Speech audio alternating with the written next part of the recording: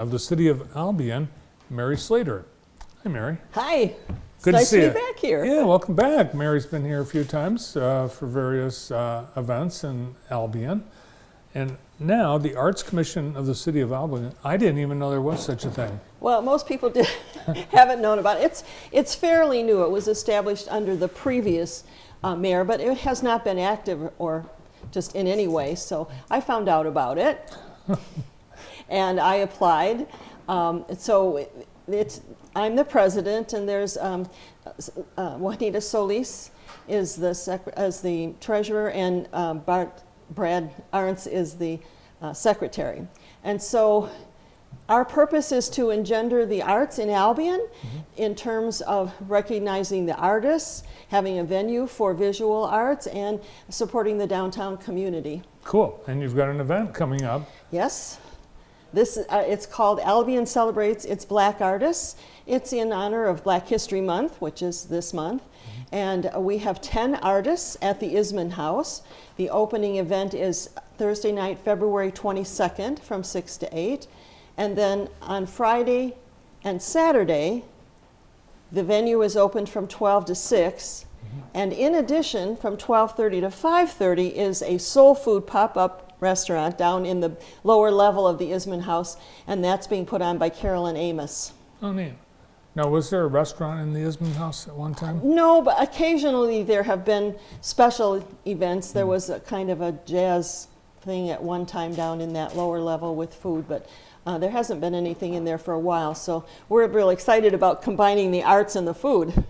Well, Albion has a pretty rich history, both in art and in Black history. Yes. And you've been probably doing a lot of work to gather information.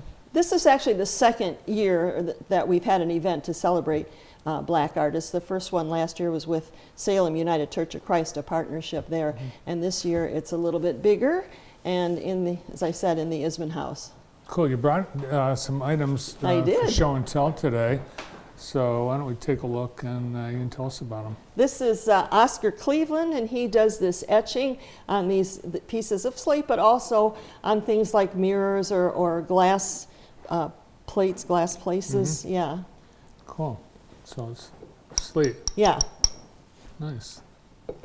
And then looks like a note card. Yes.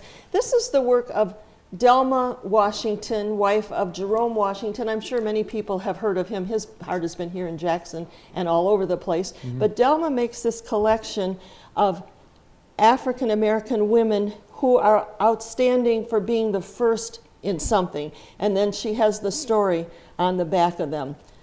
The Washington School is named after. No, that's a different historical Washington. All right. But this family, they've been in Albion for a long time. Yeah, they go way back. Yeah. All right. And then a book. This is Octavia Turner, and she has produced several of these books that are just thoughts about life and living and how to make your life worthwhile. And she'll actually be doing a reading for a time there at the exhibit. Cool. Oh, and one more. Oh, yeah. But wait, there's more.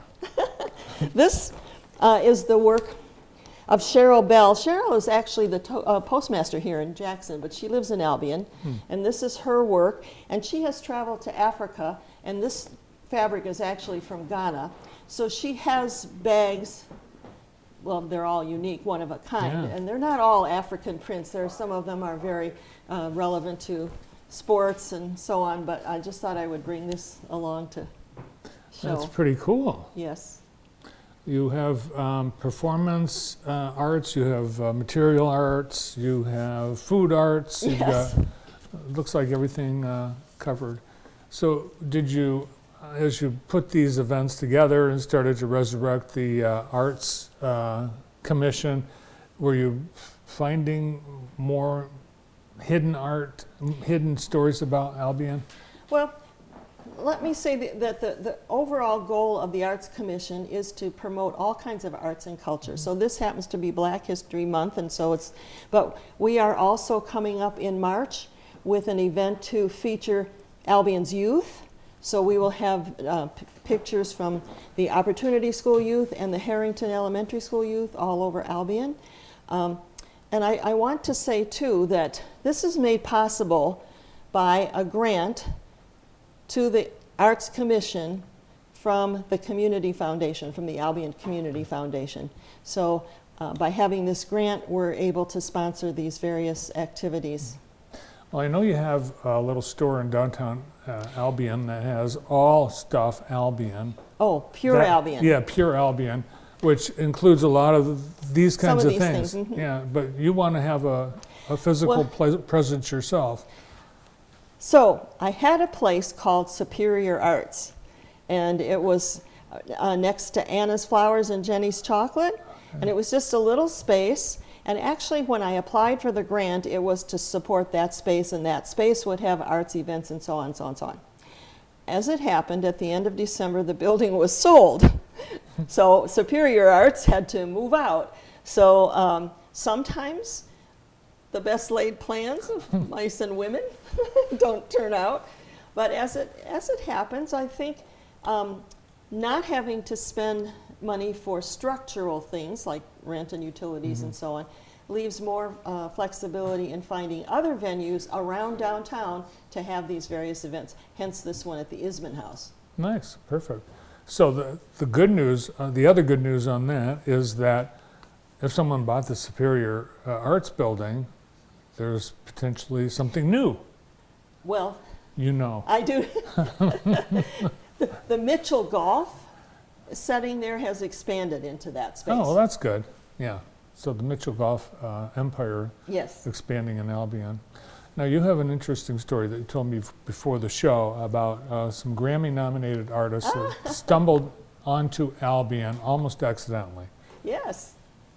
So Michael and Tanya Trotter of War and Treaty that are now famous all over the country.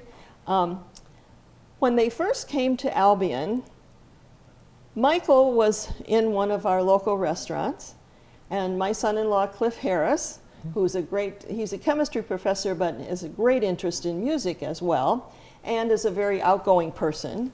And he noticed Michael as being somebody new, and of course Cliff knows everybody in Albion, so Cliff went over to Michael and introduced himself and what are you doing here and so on. They got into this conversation, discovered this mutual interest in music, and just really hit it off right away. It happened to be very near Thanksgiving time, so Cliff said to Michael, well, what are you doing for Thanksgiving? Michael had Tanya and also their son, and he said, well, you know, we don't know anybody here, we just moved here. Cliff said, that's fine, you're coming to my mother-in-law's for Thanksgiving dinner. Awesome. So we had them in our house for Thanksgiving, and what a joy. And Michael and Tanya sat down at the piano after dinner and just entertained us, I'd say, for an hour with their awesome songs. Wow, that's really cool. And that couple stumbled on Albion because they were tired.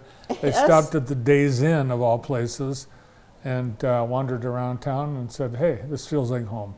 And there they are.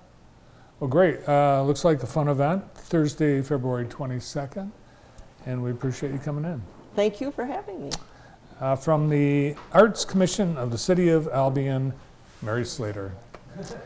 More to come. We've got Valentine.